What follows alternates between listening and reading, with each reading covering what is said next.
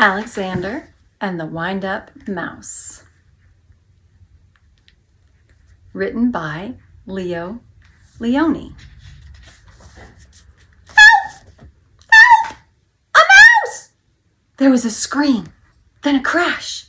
Cups, saucers, and spoons were flying in all directions. Alexander ran for his hole as fast as his little legs would carry him. All Alexander wanted was a few crumbs, and yet every time they saw him, they would scream for help or chase him with a broom.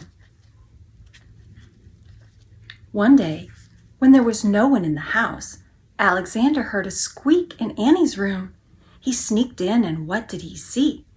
Another mouse, but not an ordinary mouse like himself. Instead of legs, it had two little wheels, and on its back there was a key. "Who are you?"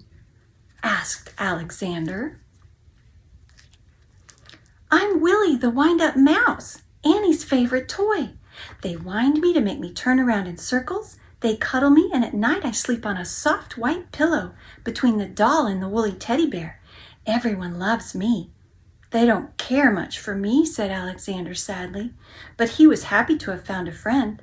"Let's go to the kitchen and look for breadcrumbs," he said. "Oh, I can't," said Willie. "I can only move when they wind me, but I don't mind.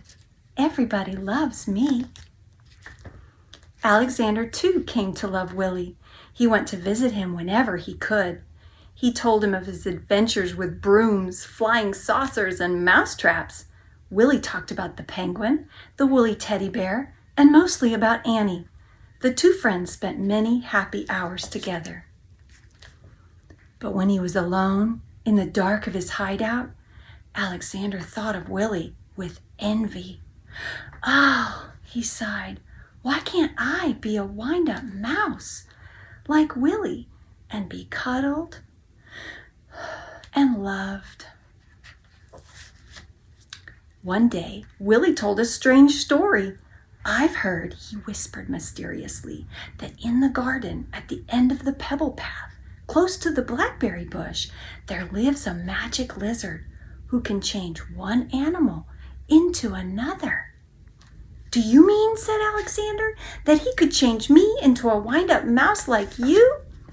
That very afternoon, Alexander went into the garden and ran to the end of the pebble path. "Lizard, lizard," he whispered, and suddenly there stood before him, full of the colors of flowers and butterflies, a large lizard. "Is it true you could change me into a wind-up mouse?" asked Alexander in a quivering voice. "When the moon is round," said the lizard, "bring me a purple pebble." For days and days, Alexander searched the garden for a purple pebble.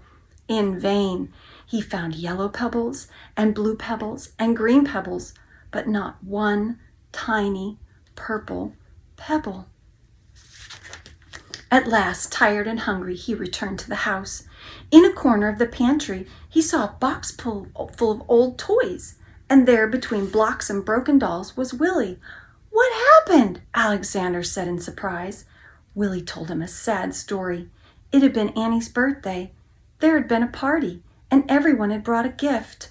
"The next day," Willie sighed, "many of the old toys were dumped in this box. We will all be thrown away." Alexander was almost in tears. "Poor, poor Willie," he thought. But then suddenly, something caught his eye. Could it really be? Yes, it was. It was a purple pebble.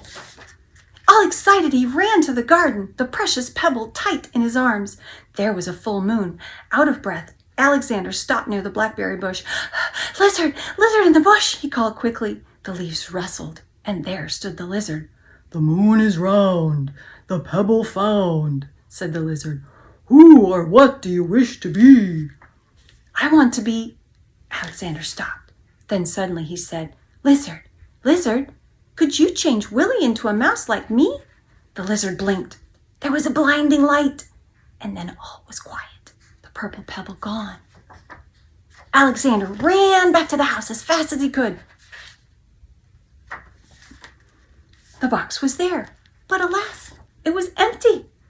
Too late, he thought, and with a heavy heart, he went to his hole in the basement.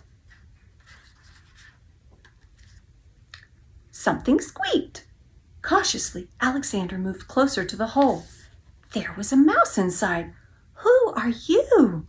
said Alexander, a little frightened. "My name is Willie," said the mouse. "Willie!" cried Alexander. "The lizard! The lizard did it!" He hugged Willie, and then they ran to the garden path, and there they danced until dawn.